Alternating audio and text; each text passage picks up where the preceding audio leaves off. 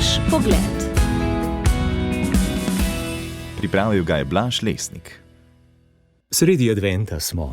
Poseben čas je to, nekaterim najljubši v letu, drugi si želijo, da bi bilo vsega cirkusa z lučkami, obdarovanji in druženji čim prej konec. Obojim je skupni imenovalec čakanje. Čakanje pa ni bilo nikoli nekaj, kar bi ljudje radi in z veseljem sprejeli. Kdo pa rad čaka v zastojih na obvoznici, pred vrati ordinacije, da natrpanih hodnikov urgence sploh ne omenjam? Večkrat na dan, bolj ali manj zavedno, podrsamo, čakajoč na naslednjo udarno novico, ki bo priletela na zaslon našega ekrana. Bo Trump s Pekingom sklenil veliko kupčijo? Ali nas bo umetna inteligenca ugonobila? Bo leto 2025 Ukrajini prineslo uspeh ali zlom? Kako uspešno se bomo pripravili na novo pandemijo? Kdaj bo izbruhnila tretja svetovna vojna? Ujetost v občutke negotovosti v svetu, kjer želimo odgovore, rezultate, izpolnjene želje, vse takoj, nas utruja, spravlja v nemir ali celo jezo. Pa ne le odraslih. V razvitem svetu ni bilo nikoli v zgodovini toliko psihičnih stisk, težav in motenj med otroki in mladino kot danes. Jutri je mednarodni dan gora, meni tako ljubega dela narave, kamor se pomir in seveda nove objave na Instagramu iz leta v leto odpravlja vse več Slovenk in Slovencev. Obdobje med pandemijo je poskrbelo za nesluten pospešek domačih obiskovalcev nekoristnega sveta, ki jih tudi zima in snežne pasti visokogorske narave ne ustavijo. Ob vsakoletni terenski novinarski konferenci naše osrednje planinske organizacije smo predstavniki sedme sile stali pred na snežni podlagi razgrnjeno plahto, na kateri so bili v več vrstah zloženi kosi obvezne zimske opreme. Kamere in mikrofoni so zavzeto beležili pravila uporabe plazovne sonde, žolne, cepina in že čez nekaj ur smo lahko atraktivne posnetke gledali na ekranih. Spremljale so jih besede: ko imamo na nogah dereze, pohodnih palic ne uporabljamo, na zimski tur je obvezen lavinski trojček. Podobe pa preglasijo besede, zato opombe alpinističnega inštruktorja izzvenijo bolj v prazno, tako pod črto z majhnim fontom, kjer zlahka preskočimo, da se je uporabe vse omenjene opreme potrebno naučiti, kar pa zahteva čas. Ustavljanje s cepinom ob padcu je denimo manever, ki ga obvladajo izkušeni alpinisti. Hoja v gore po zimi terja postopnost.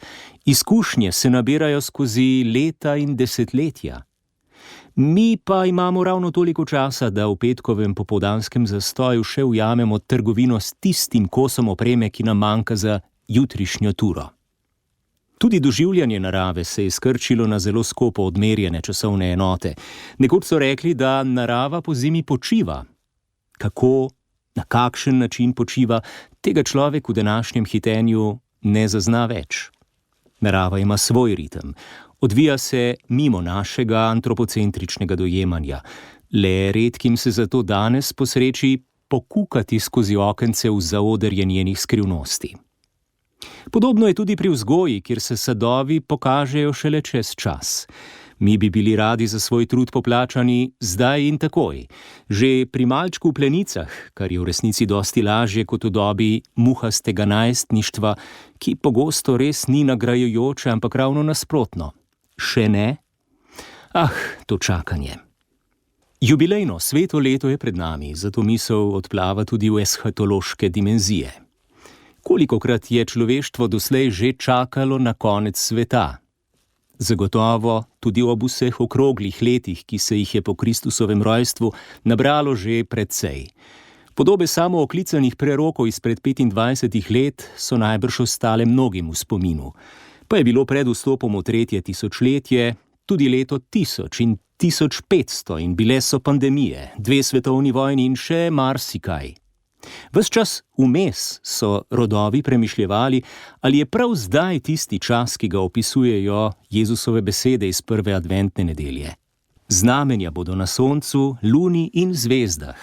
Na zemlji bo stiska med narodi, v zmedi zaradi bučanja morja in valov. Ljudje bodo ginili od strahu in pričakovanja tega, kar bo prišlo nad ves svet, kajti nebeške sile se bodo majale. Smo morda danes blizu temu času? Je tik pred nami? Ali pa bo konec časov napočil šele čez 100, 1000, več tisoč let? Odgovor je tako preprost kot nekoč. Le veliko težje ga je v dobi umetne inteligence sprejeti. Ne vemo. Nihče ne ve. In ko je nekaj težko sprejeti, človek teži k poenostavitvi. Poenostavljanje pa hoče pohabiti resničnost. Rodi sterilne in enoznačne misli, ustvarja polarizacije in fragmentacije. Tako je povedal papež Frančišek, ko je nedavno govoril o tem, da je treba premisliti mišljenje. Tudi to terja svoj čas. Ob tem pa je opozoril še, da je prav posploševanje tipično za ideologije. Te namreč vse posplošijo na eno samo idejo, ki jo nato obsesivno in instrumentalno ponavljajo. Realnost je dejansko kompleksna, izzivi so raznovrstni, zgodovina je polna lepote in istočasno ranjena z zlom. Kako je težko čakati. Zato bom vse, ki komaj čakate, da zaključim z modrovanjem, ker bi radi končno slišali dobro pesem, vsak hip uslišal. Samo še tole sklepno vprašanje. Kaj nam torej preostane v adventu, kot da nemočno čakamo? Čakamo kaj? Da se staro poslovi in pride novo? Da nazdravimo s silvestrskim poljubom v toplini okrašenih domov? Ne vem. Meni se zdi veliko primernejša beseda za adventno vzdušje pričakovanje. Pričakovanje je namreč dejavno, napolnjeno z upanjem in zaupanjem, da tisto, kar prihaja, prinaša nekaj lepega. Pomaga nam, da se ne osredotočamo na praznino, ampak na obljubo, ki jo ta praznina nosi. Mar ni zanimivo, da so največje stvari v življenju tiste, na katere ne moremo vplivati s svojo močjo? Tako je z rojstvom, tako je z ljubeznijo, tako je tudi z odrešenjem.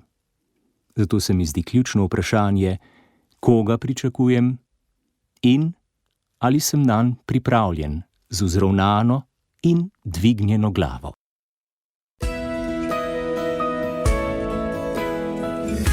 Naš pogled.